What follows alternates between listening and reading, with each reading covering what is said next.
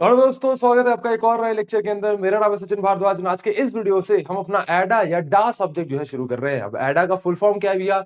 Analysis and design of algorithm. यानी कि इस सब्जेक्ट के अंदर हम एल्गोरिथम को डिजाइन और एनालाइज करना सीखेंगे। एनालाइज का मतलब क्या होता है भैया? There are multiple algorithms. एक प्रॉब्लम को सॉल्व करने के लिए मल्टीपल तरीके होते हैं भैया, मल्टीपल एल्गोरिथम्स होते हैं। सबसे बेस्ट, सबसे इफिशिएंट कौन सा है, वो हम इस सब्जेक्ट के अंदर जानना सीखते हैं। यानी कि कहने का मतलब क्या है भैया कि इस कंप्लीट सब्जेक्ट के अंदर एक मोस्ट प्रेसाइज, मोस्ट एक्यूरेट और बेस्ट एल्गोरिथम डिजाइन करना हम सीखते हैं। ठीक है, चलिए, ज्यादा कुछ टफ नहीं है। हम है तो भैया काहे के लिए टफ।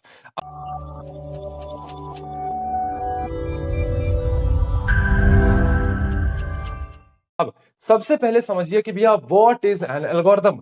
भैया एल्गोरिथम में हम आपको बताएं तो पहले एक को ऐसे ऐसे जो है हम डेली लाइफ जो है आपका यूज केस लेते हैं। भैया एल्गोरिथम एक्चुअली होता क्या है, देखो समझना बात को। आपके पास एक प्रॉब्लम है भैया, एज अ सॉफ्टवेयर इंजीनियर आपको हमेशा एक प्रॉब्लम दी रहेगी और आपको इस प्रॉब्लम को सॉल्व करना पड़ेगा। क्या करना पड़ेगा भैया? आपको इस प्रॉब्लम को सॉल्व करना पड़ेगा। तो ये जो प्रॉब्लम है ना, इसको डायरेक्टली हम कोड नहीं करते। सॉल्व करना मतलब इसको एक्चुअल कोड करना, राइट? अगर आपको मैंने आज बोला कि भैया मुझे अपने अपने इस प्लेटफॉर्म के लिए एक प्यारा सा वेबसाइट बनाना है, ठीक है? तो वेबसाइट बनाना एक प्रॉब्लम है और उसको एक्चुअल आप कोड करके वेबसाइट बना दोगे, वो आपका सोल्यूशन हो जाएगा, जो कि एक्चुअल कोड का सोल्यूशन होगा। इसके बीच में हम लिखते हैं एल्गोरिथम। क्या लिखते हैं भैया? इसके बीच में हम लिखते हैं एल्गोरिथम। जैसे फॉर एन एग्जांपल, अभी हुआ क्या, अभी मुझे इस प्लेटफॉर्म का जो आपका ये एडवारा है, एडवारा का मैंने बनवाया एक वेब प्लेटफॉर्म, वेब एप्लीकेशन बनवाया बेसिकली। तो वहां पर प्रॉब्लम क्या थी? वेब एप्लीकेशन बनवाना है। सॉल्यूशन क्या होगा कि एक्चुअल भैया डेवलपर उसको कोड करके रख दे। इसके बीच में डेवलपर ने एल्गोरिथम लिखा होगा। एल्गोरिथम कैसा लिखा होगा भैया कि सबसे पहले यहां पर मैं क्या बनाऊंगा? सबसे पहले लेट अस सपोज मैं बैकएंड बनाऊंगा, ठीक है? फिर फर्दर बैकएंड में मैं ये चीजें बनाऊंगा, फिर उसके बाद मैं फ्रंट एंड में मैं ये चीजें बनाऊंगा, फिर उसके बाद लास्ट में मे बी मैं इंटीग्रेट करूंगा। क्या करूंगा भैया? इंटीग्रेट करूंगा। इंटीग्रेशन में मैं ये चीजें करूंगा, राइट? तो ये रियल लाइफ एग्जांपल था, लेकिन फिर भी मैंने टेक्निकल एग्जांपल लेने की ही कोशिश करी है। तो ये जो लिखा हुआ है ना, ये जो पॉइंट वाइज, लाइन वाइज लिखा हुआ है ना, इसी को हम कहते हैं एल्गोरिथम। यानी कि एक प्रॉब्लम को सॉल्व करने के सभी स्टेप्स, स्टेप बाय स्टेप हम उस प्रॉब्लम को कैसे सॉल्व करेंगे, वही है आपका एल्गोरिथम। एक और एग्जांपल लेते हैं, एक और एग्जांपल लिखते हैं भैया। बुद्धि खुली नहीं है अभी तक, एक और एग्जांपल लेना पड़ेगा। एक और एग्जांपल लेते हैं भैया। Sum of two numbers, sum of two numbers. हमारे पास एक प्रॉब्लम है भैया। प्रॉब्लम क्या है कि हमें दो नंबर्स का एडिशन करना है। मान लो एक हमें फंक्शन बनाना है जिसमें हम दो नंबर्स का एडिशन लें, तो उसका एल्गोरिथम आप कैसे लिखोगे? ऐसे लिखेंगे कि स्टेप बाय स्टेप हम पहले क्या करेंगे, फिर क्या करेंगे, फिर क्या करेंगे, ऐसे स्टेप बाय स्टेप इस प्रॉब्लम को हम कैसे सॉल्व करेंगे, यही अगर हमने लिख दिया तो वही एल्गोरिथम हो गया। जैसे जैसे भैया अगर दो नंबर्स का आपको सम निकालना है तो सबसे फर्स्ट स्टेप क्या होगा भैया? Input two numbers. वो दो नंबर्स क्या है, उनको आप इनपुट करो। क्या करो भैया? इनपुट करो, ठीक है?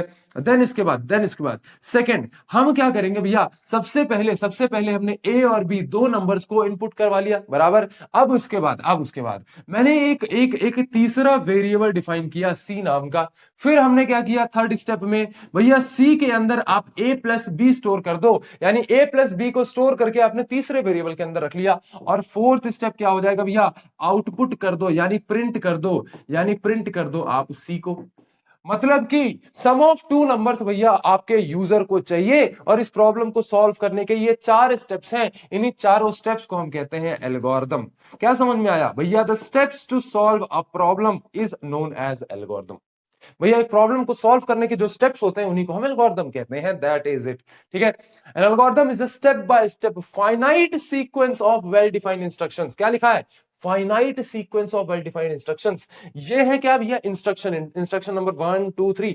लेकिन क्या आप इन इंस्ट्रक्शंस को हाथों में गिन सकते हो? हाँ जी भैया, टोटल 4 इंस्ट्रक्शन दिए हुए हैं इस एल्गोरिथम के अंदर। यानी कि ये फाइनाइट नंबर है। फाइनाइट नंबर मतलब जिनको आप गिन सको, इनफाइनाइट नंबर जिनको आप गिन ना सको, ठीक है भैया। तो क्योंकि ये एल्गोरिदम फाइनाइट है, यानी कि भैया 4 स्टेप्स में काम हो जाएगा, तो ये आप एल्गोरिदम कहोगे। अगर अगर इनफाइनाइट स्टेप्स होते भैया, स्टेप्स खत्म ही नहीं हो रहे होते, तो वो एल्गोरिदम नहीं होता भैया। ठीक है, चलिए, तो ये हमें चीज समझ में आई। To solve a specific problem, तो step by step finite sequence of well defined instructions, जिसकी मदद से हम प्रॉब्लम को सॉल्व करते हैं। अब ये जो एल्गोरिदम होता है ना, ये एल्गोरिदम जैसे जब मैं इसको एक्चुअल कोड करूंगा, तो मैं इसको किसी प्रोग्रामिंग लैंग्वेज के अंदर कोड करूंगा, या तो सी प्लस प्लस के अंदर, या जावा के अंदर, कई लोग जावास्क्रिप्ट के अंदर भी करते हैं।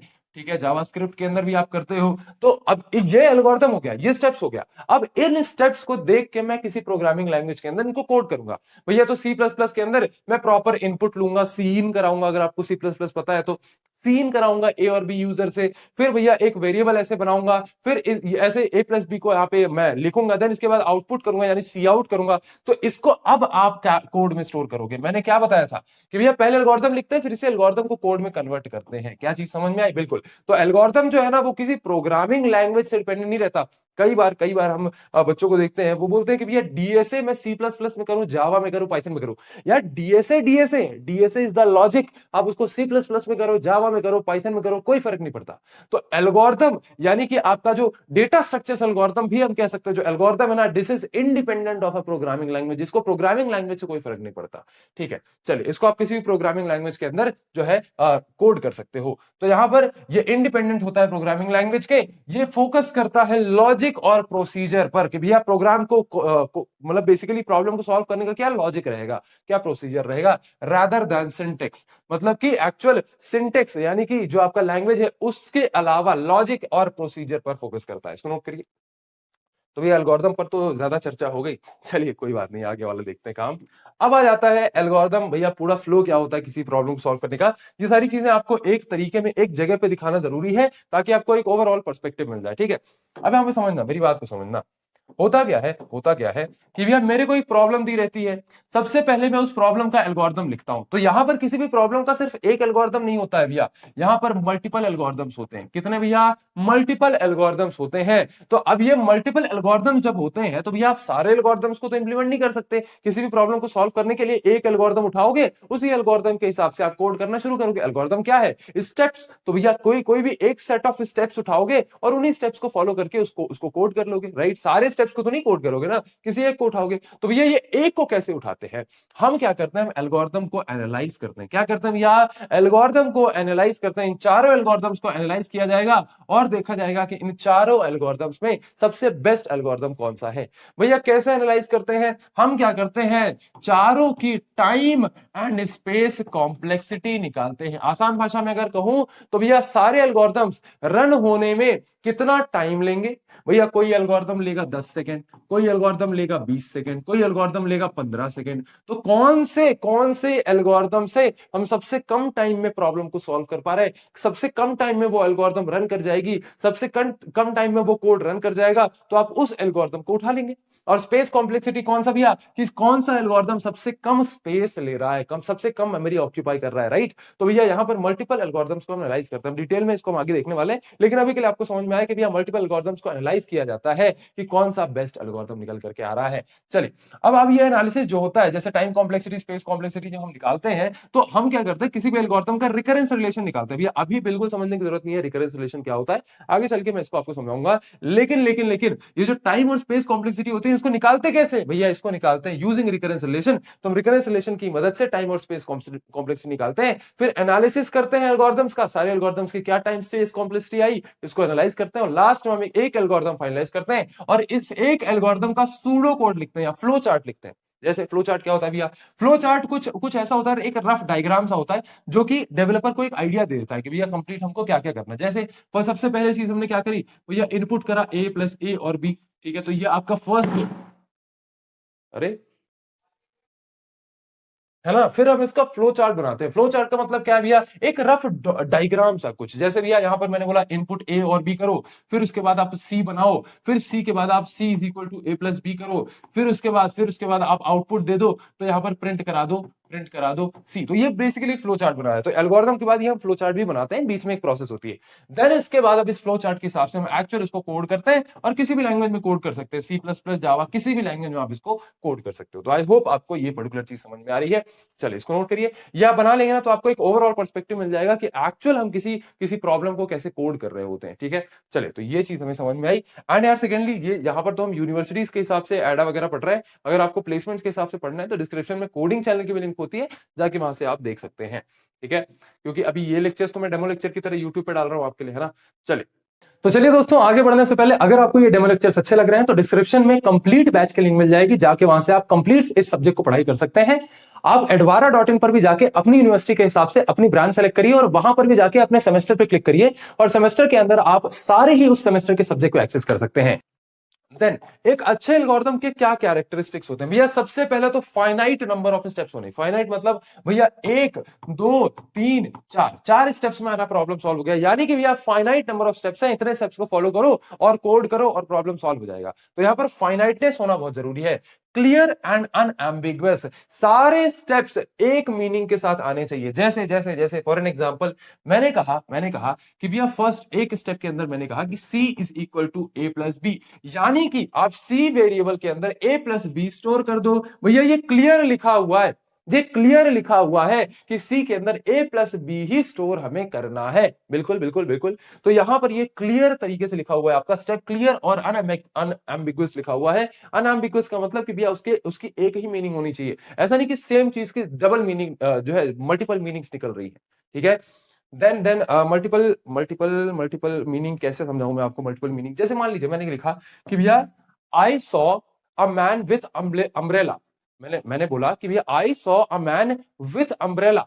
ठीक है, तो अब इस चीज के मल्टीपल मल्टीपल जो है आपके मीनिंग निकल सकते हैं। जैसे भैया अब मैं इसको शायद उतने बेटर तरीके से एक्सप्लेन नहीं कर पा रहा हूँ, ये इंग्लिश का उतना ज्यादा पार्ट है। इंग्लिश में ये सारी चीजें बताई जाती हैं कि एक सेंटेंस के कैसे मल्टीपल मीनिंग निकल सकते हैं। लेकिन मैंने कहा कि भैया मेरे को एक एग्जांपल याद आ रहा है, I saw man with umbrella.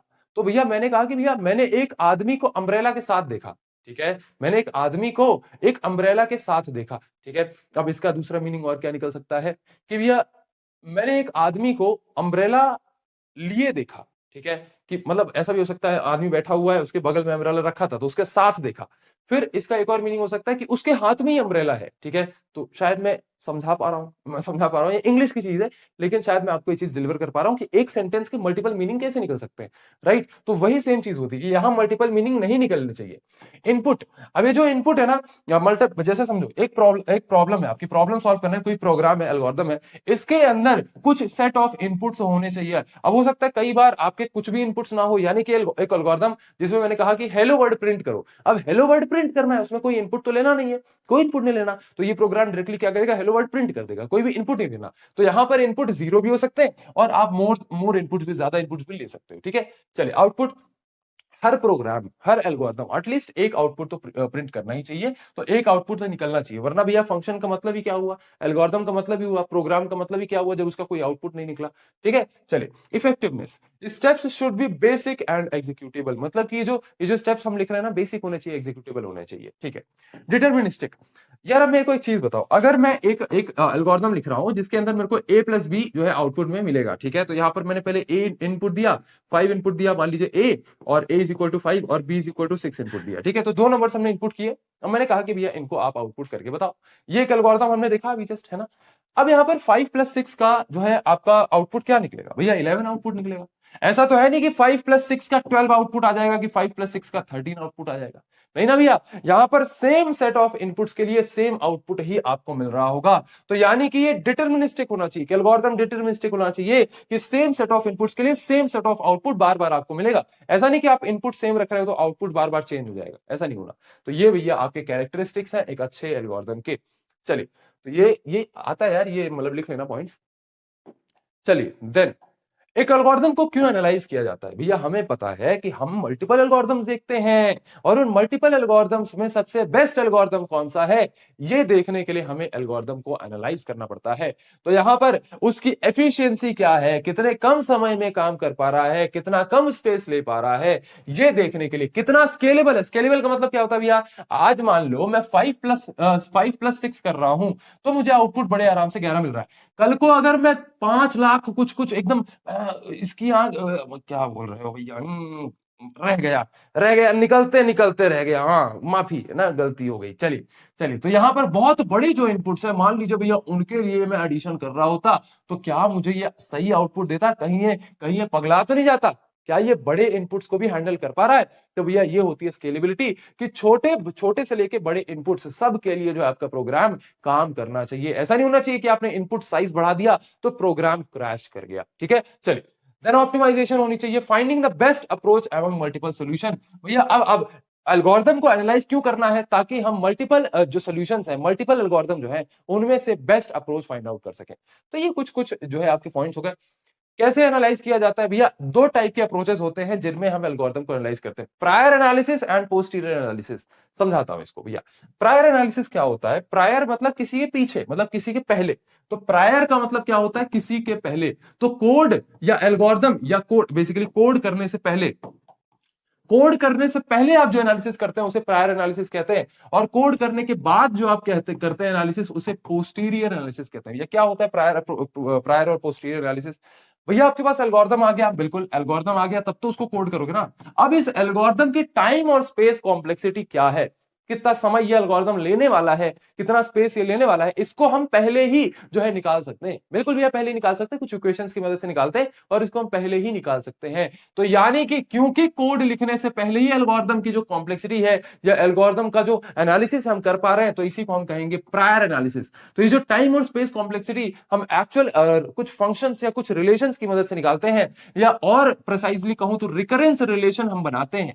Recurrence relation हम बनाते हैं किसी भी एल्गोरिथम का, और रिकरेंस रिलेशन की मदद से जो हम एनालिसिस करते हैं, रिकरेंस रिलेशन क्या है भैया? एक टाइप ऑफ फंक्शन है, ऐसा समझो, एक टाइप ऑफ फंक्शन है, रिलेशन है, जिसकी मदद से हम टाइम और स्पेस कॉम्प्लेक्सिटी निकालते हैं, टाइम और स्पेस कॉम्प्लेक्सिटी निकालते हैं। ठीक है, तो यहां पर हम कोड लिखने से पहले ही ये वाला एनालिसिस कर लेते हैं। कोड लिखने के बाद एनालिसिस क्या होता है? जैसे फॉर एन एग्जांपल, मैंने कहा भैया तुम्हारे बाबा आदम का जमाने का एक एचपी का जो है आपके पास लैपटॉप रखा हुआ था, भैया सही में बाबा आदम के जमाने का है क्या? हाँ भैया। ना ना भैया, हमारा तो नया वाला एप्पल है, एप्पल। क्या भैया? एप्पल। ठीक है, तो यहां पर आपके आपके लैपटॉप में आपने जब उस कोड को रन किया तो उस कोड का क्या रिजल्ट आ रहा है, यानी कि वो कितने टाइम में एग्जीक्यूट हो रहा है, कितना स्पेस ले रहा है, ये होता है पोस्टीरियर एनालिसिस के। एक्चुअल हमने उस कोड को रन करके देखा और एक्चुअल टाइम और स्पेस उसने क्या लिया वो फाइंड आउट किया। अब यहां पर पोस्टीरियर एनालिसिस उतना प्रेफर नहीं किया जाता। क्यों क्यों? क्योंकि भैया एक चीज बताओ, कि जैसे मान लो आपका कोई पुराना लैपटॉप है, आपके पुराने लैपटॉप में वही कोड रन करने के लिए ज्यादा टाइम लेगा, लेकिन मेरा भैया लेटेस्ट वाला एकदम एकदम एप्पल मैकबुक M5 चिप वाला है, तो भैया मेरे लैपटॉप में वो कम समय लेगा, है ना भैया? बिल्कुल कम समय लेगा। तो क्या ये फेयर एनालिसिस हुआ? नहीं भैया, फेयर एनालिसिस नहीं हुआ। यहां पर कोड या एल्गोरिथम का कोई लेना ही देना नहीं रहा भैया। एल्गोरिथम की तो कोई गलती ही नहीं थी, गलती तो हार्डवेयर की थी। तो क्योंकि पोस्टीरियर एनालिसिस में हार्डवेयर कॉन्फ़िगरेशंस की वजह से आपके एल्गोरिथम का कॉम्प्लेक्सिटी जो है दूसरा दूसरा आता है, तो इस वजह से हम इसको एनालिसिस क्राइटेरिया नहीं मानते। अगर इसको देख के एनालाइज करेंगे तो एल्गोरिथम को आप अच्छे से एनालाइज नहीं कर पाओगे। तो हमेशा प्रायर एनालिसिस किया जाता है। प्रायर एनालिसिस में हम इसकी टाइम और स्पेस कॉम्प्लेक्सिटी रिकरेंस रिलेशन की मदद से निकालते हैं। तो अभी रिकरेंस रिलेशन, टाइम कॉम्प्लेक्सिटी सब आपको समझ में आएगा। अभी तो फर्स्ट इंट्रोडक्शन क्लास है, मजा लो एकदम, मजानी लाइफ। ठीक है, चलिए। अब यहां पर क्या क्राइटेरियाज हैं, किन किन बेसिस पे हम जो है अपने एक एल्गोरिथम को एनालाइज करते हैं, वो भी आपको पता होना चाहिए। डायरेक्ट एग्जाम के अंदर ही क्वेश्चन आता है। सबसे पहले होता है टाइम कॉम्प्लेक्सिटी। टाइम कॉम्प्लेक्सिटी क्या होता है भैया? मैंने कहा मेरे पास 3 एल्गोरिथम्स हैं, A1 A2, भैया आप भी A1 ही हो, अच्छा ऐसा क्या? चलिए, तो यहां पर A1 A2 A3 तीन एल्गोरिथम्स है मेरे पास। सबसे पहला एल्गोरिथम 5 सेकंड लेता है एग्जीक्यूट होने के लिए, दूसरा एल्गोरिथम 10 सेकंड लेता है एग्जीक्यूट होने के लिए, और तीसरा एल्गोरिथम 3 सेकंड लेता है एग्जीक्यूट होने के लिए।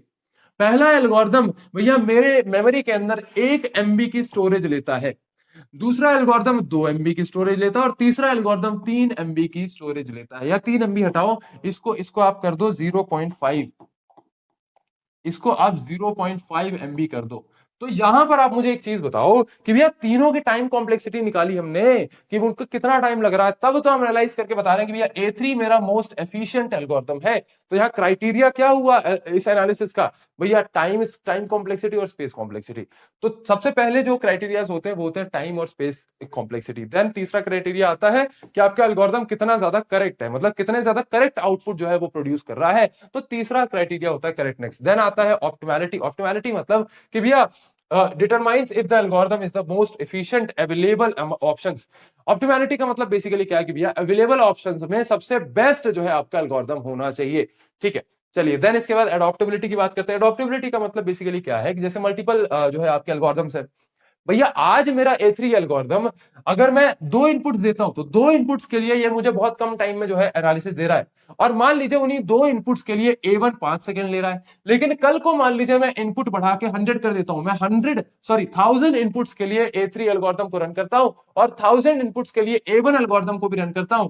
तो अब जब इनपुट साइज बढ़ा तो A1 एल्गोरिथम बेटर तरीके से जो है परफॉर्म करने लगा। भैया इसने मुझे 1 मिनट के अंदर आंसर दे दिया और ये इसने A3 एल्गोरिथम ने मुझे 2 मिनट के अंदर आंसर दिया। यानी कि कुछ एल्गोरिथम्स ऐसे भी होते हैं, छोटे इनपुट्स के लिए तो ये वाला बेटर है, लेकिन बड़े इनपुट्स को ये वाला एल्गोरिथम बेटर तरीके से हैंडल करेगा। तो हमें एक ऐसा एल्गोरिथम फाइंड आउट करना है जो कि भैया छोटे बड़े सभी प्रकार के इनपुट्स के लिए बेस्ट आउटपुट निकाल करके दे, बेस्ट जो है कॉन्फ़िगरेशन में काम करे। तो आई होप आपको ये चीज समझ में आ रही कि एडॉप्टेबिलिटी का मतलब क्या है कि जब नंबर ऑफ इनपुट्स बढ़े या टाइप्स ऑफ इनपुट्स बढ़े या क्वांटिटी ऑफ इनपुट्स बढ़े, तब जो है आपका एल्गोरिथम एडॉप्टेबल होना चाहिए। ठीक है, तो these are the criteria of analysis, इसको भी नोट करिए।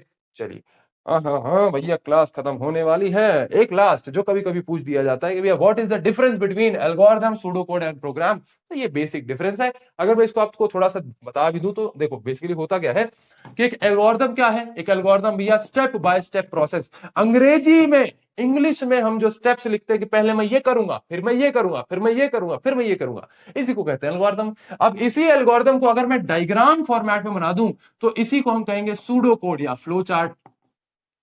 फ्लो चार्ट, ठीक है। फ्लो चार्ट कैसे होते हैं भैया, फ्लो चार्ट में हम इसी एल्गोरिथम को, इसी इन्हीं स्टेप्स को डायग्राम में बना देते हैं कि पहले ये करेंगे, फिर ये करेंगे, फिर ये करेंगे, इस तरीके से।